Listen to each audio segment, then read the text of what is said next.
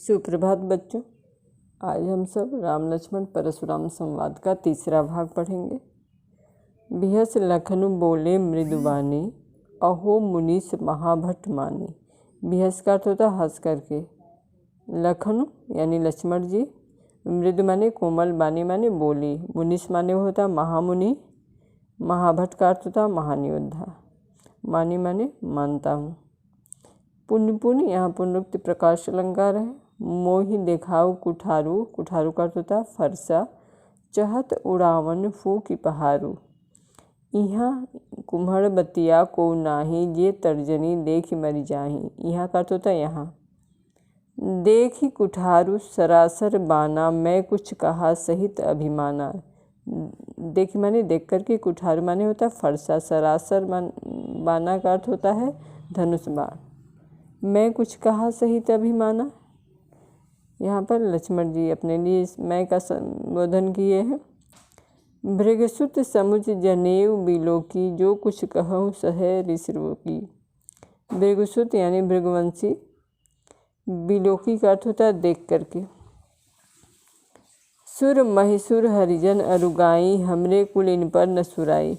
सुर का अर्थ होता है देवता, महिसुर का अर्थ होता है ब्राह्मण, हरिजन यानी कि भगवान के भक्त, अरु माने होता है और, गाय यानी गाय, सुराई का अर्थ होता है वीरता दिखाना। बधे पापु अपकीरत हारे, मरतहु पापई तुम्हारे। अपकीरत का अर्थ होता है अपयश, बधे का अर्थ होता है मारना, पा का अर्थ होता है पैर। कोटि कुलिस संबचन तुम्हारा, व्यर्थ धर्म धन बानु कुठारा। कुलिस का अर्थ होता है कठोर। अब आप लोग दोहा देखिए। जो बिलो की अनुचित कहे, क्षमा हूँ महामुनि धीर, सुनि सरोज भृगवंश मुनि, बोले गिरा गंभीर। सरोज का अर्थ होता है क्रोध से भरकर, गिरा का अर्थ होता है वाणी। तो इस पूरे जो है प्रसंग में बच्चों, लक्ष्मण जी क्रोध से भरे परशुराम जी के मुख को देखकर या उनके भावभंगिमा या मुद्रा को देखकर उन पर हंसते हुए कहते हैं, लखन कहा हंसी हमरे जाना।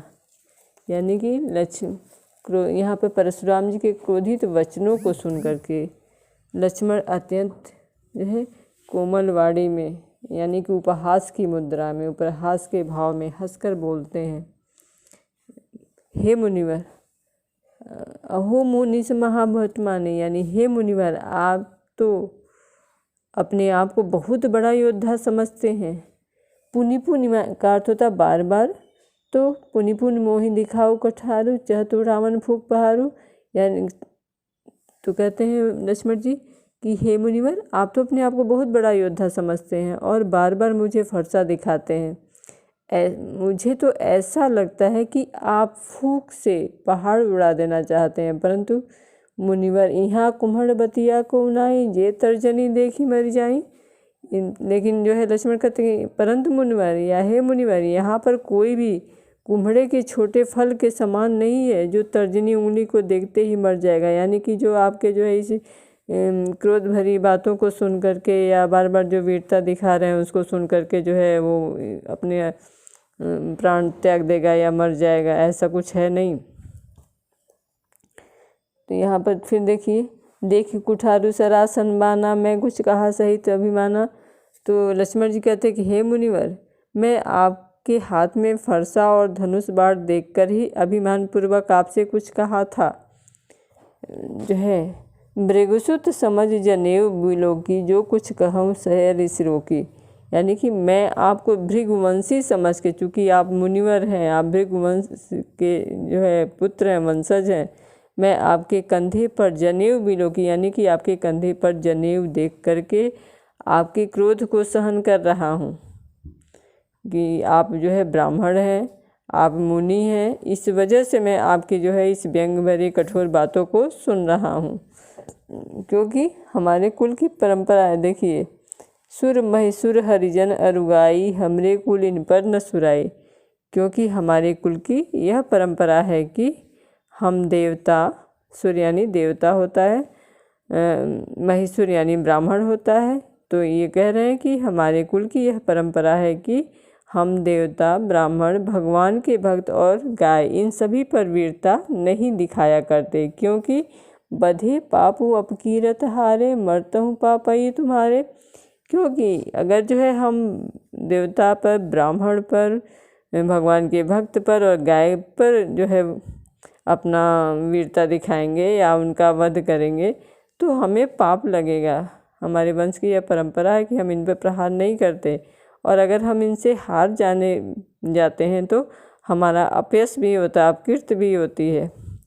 इसलिए परतहि पापई तुम्हारे, इसलिए यदि आप मुझे मारे भी तो, चूँकि आप ब्राह्मण हैं, मुनि हैं, तो अगर इस वजह से अगर आप मुझे मारते भी हैं तो भी मैं आपके पैर ही पड़ूंगा। हे मुनिवर, कोटि कलुष संवचन तुम्हारा, व्यर्थ धरौ धनु बानु कुठारा। तो हे मुनिवर, आपका तो एक एक वचन ही करोड़ों जो है वज्रों के समान कठोर है। आपने तो व्यर्थ में ही फरसा और धनुष बाण जो है धारण कर लिया। यानी इनके कहने का तात्पर्य आपकी फरसा और धनुष बाण नहीं भी करते तो आपका जो ये वचन है, ये बोली इतना कठोर है कि उसको सुन के ही लोग मर जाएंगे।